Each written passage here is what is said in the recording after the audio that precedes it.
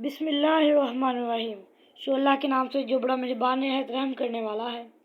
شہزادہ جو چرواہا بن گیا، حضرت شعیب اور حضرت موسیٰ علیہ السلام کے وقتوں کی قرآنی کہانی۔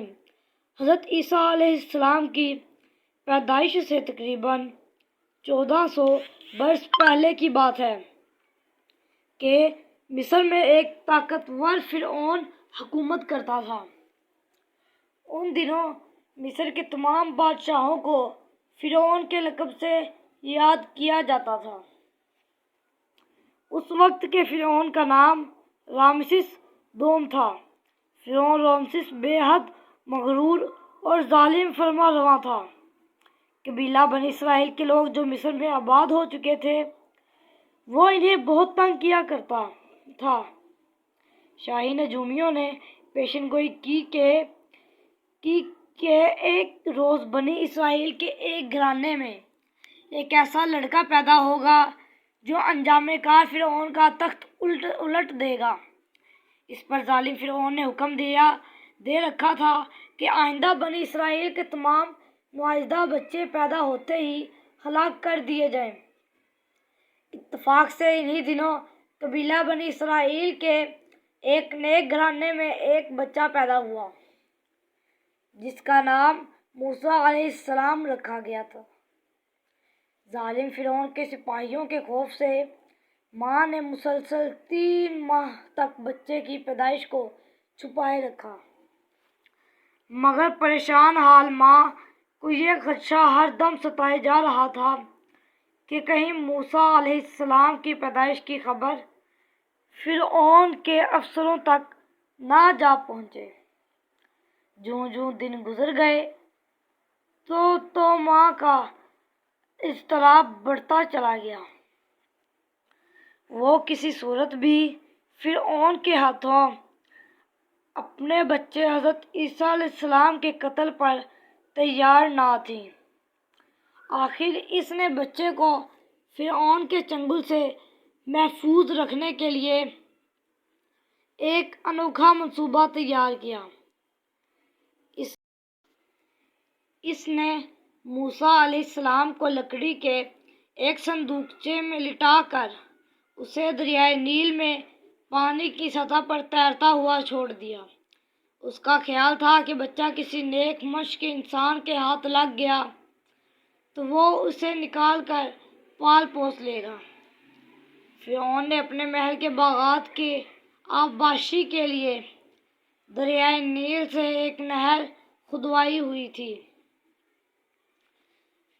جب لکڑی کا صندوقچہ ننھے مسافر کو لیے اس مقام پر پہنچا تو پانی کے بہاؤ کے ساتھ نہر کی جگہ مڑ کر تیرنے لگا۔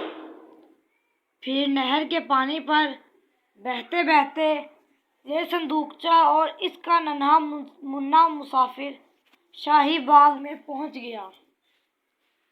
اتفاق سے ملکہ کی نگاہ اس پر پڑ گئی۔ ایک پیارے سے بچے کو صندوقچے میں یوں آرام سے لیٹے دیکھ کر اس کی حیرت کی انتہا نہ رہی۔ نیک دل ملکہ بے اولاد تھی۔ انسانی ہمدردی اور شفقت مادری کے جذبوں سے مجبور ہو کر اس نے بچے کو گود میں اٹھا لیا۔ معصوم بچے کی شکل و صورت ہی کچھ ایسی پروقار تھی کہ ملکہ نے اسے اپنا بیٹا بنانے کا ارادہ کر لیا۔ اس نے فرعون کو بھی بڑی مشکل سے اس بات پر راضی کر لیا۔ چنانچہ ننھے موسیٰ علیہ السلام پرشاہی محل کی ٹھاٹھ دار زندگی کے دروازے کھول دیے گئے۔ محل کی انتظامیہ نے سب سے پہلے ننھے موسیٰ علیہ السلام کی دیکھ بھال اور دودھ پلانے کے لیے مناسب دائیا کی تلاش شروع کی۔ اس مقصد کے لیے محل میں متعدد عورتیں لائی گئیں، مگر بچہ کسی کا دودھ پینے پر آمادہ نہ ہوا، بلکہ زور زور سے روتا چلاتا رہا، جس کی وجہ سے دائیا کی تلاش اور تیز کر دی گئی۔ جب موسیٰ علیہ السلام کی والدہ کو اس معاملے کی اطلاع ملی تو وہ بھاگم بھاگ شاہی محل پہنچی اور اپنی اصلیت بتائے بغیر شہزادے کی دیکھ بھال کے لیے اپنی خدمات پیش کر دیں۔ چنانچہ انہیں بھی قسمت آزمائی کا موقع دیا گیا۔ ننھے موسیٰ علیہ السلام اپنی اصل ماں سے چپک کر بڑے اطمینان سے دودھ پینے لگے تو سب لوگوں کی جان میں جان آئی۔ ماں کو فوراً شہزادے کی دائیا مقرر کر دیا گیا اور کسی کو کانوں کان خبر نہ ہوئی۔ پائی کہ یہ دائیا فی الحقیقت بچے کی اصل ماں ہی ہے۔ ننھے موسیٰ علیہ السلام کے والد پہلے ہی فوت ہو چکے تھے۔ آپ کے ایک بھائی ہارون علیہ السلام آپ سے 3 سال بڑے تھے۔ جب ماں کو شاہی دائیا کی ملازمت مل گئی تو وہ حضرت ہارون علیہ السلام کو بھی اپنے ساتھ محل میں لے آئیں اور یوں شاہی محل میں سارے خاندان کا ملاپ ہو گیا۔ اس کی والدہ نے اس بات کی بہت احتیاط کی کہ کسی کو بھی حقیقت کا علم نہ ہونے پائے۔ اتفاقی عمل اور فوری فرار کا واقعہ شاہی محل کے آرامدہ ماحول میں رہائش سے موسیٰ علیہ السلام ایک صحت مند اور خوش شکل نوجوان کی صورت پروان چڑھے۔ ایک رات جب محل میں سناٹے کا عالم طاری تھا اور سب لوگ خواب و خرگوش سے لطف اندوز ہو رہے تھے تو موسیٰ علیہ السلام بستر سے اٹھ بیٹھے۔ انہیں اس بات کا شوق چڑھا کہ محل سے باہر نکل کر شہر میں گھومیں پھریں اور پتہ لگائیں کہ عالمی لوگ روزمرہ زندگی کیسے بسر کرتے ہیں۔ محل سے نکل کر موسیٰ علیہ السلام نے گلی بازار میں ٹہلنا شروع کیا ہی تھا کہ ان کی نگاہ ایک غریب اسرائیلی پر پڑی جسے ایک بھاری بھرکم مصری ڈنڈے مار رہا تھا۔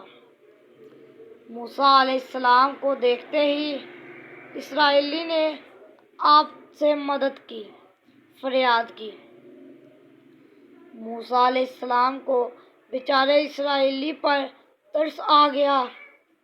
وہ بیچ بچاؤ کے لیے آگے بڑھے۔ اسی افراتفری میں انہوں نے ظالم مصری کو ایک مکہ بھی دے مارا۔ آپ علیہ السلام کا ارادہ مصری کو جان سے مار ڈالنے کا ہرگز نہیں تھا، مگر اتفاق سے اسے مکہ اس زور سے لگا کہ وہ وہیں ڈھیر ہو گیا۔ مصری کی موت سے موسیٰ علیہ السلام کو بے حد تأسف ہوا کیونکہ وہ تو محض بچاؤ ہی کرانا چاہتے تھے۔ وہ بہت پریشان ہوئے اور رات کی تاریکی میں چپکے سے محل لوٹ آئے۔ وہ رات بھر اس اتفاقی حادثے پر مضطرب رہے۔ صبح ہوئی تو آپ کو اس بات کا تجسس ہوا کہ دیکھیں رات والے واقعے کے بارے میں عام لوگوں میں کیا تاثر پایا جاتا ہے۔ چنانچہ آپ محل سے نکل کر بازاروں میں گھومنے لگے۔ ابھی کچھ دور ہی گئے ہوں گے کہ ان کی نگاہ 2 آدمیوں پر پڑی جو آپس میں گتھم گٹھا ہو رہے تھے۔ قریب آ کر آپ نے غور سے دیکھا تو ان میں سے ایک وہی غلام اسرائیلی تھا جسے آپ نے گزشتہ رات ظالم مصری سے نجات دلوائی تھی۔ اس بار وہی اسرائیلی دوسرے شخص کی بے تحاشا پٹائی کر رہا تھا۔ موسیٰ علیہ السلام دونوں کو چھڑوانے کے لیے آگے بڑھے تو اسرائیلی نے آپ کو پہچان لیا۔ اس پر خوف سے کپکپی طاری ہو گئی۔ وہ چلا اٹھا، کیا آپ مجھے بھی اس طرح مار ڈالیں گے جس طرح آپ نے پچھلی رات کو اس ظالم مصری کو ختم کر دیا تھا؟ اس شور و غل سے بازار میں ہلچل مچ گئی۔ رات کے سناٹے میں ہونے والے پراسرار قتل کا حل ہو چکا تھا۔ یہ سنسنی خیز خبر پھیلتے پھیلتے شاہی محل تک بھی جا پہنچی۔ محل میں اعلیٰ سطح کا ایک خفیہ اجلاس منعقد ہوا۔ فیصلہ یہ ہوا کہ موسیٰ علیہ السلام کو گرفتار کر کے فوراً سرعام پھانسی پر لٹکا دیا جائے۔ ادھر حضرت عیسیٰ علیہ السلام کو ایک مؤمر دوست کے ذریعے ساری کارروائی کا پہلے ہی علم ہو چکا تھا۔ ان کے پاس اس کے سوا اور کوئی چارہ نہ تھا کہ محل سے فوری فرار ہو کر کسی محفوظ جگہ چھپ کر جان بچائیں۔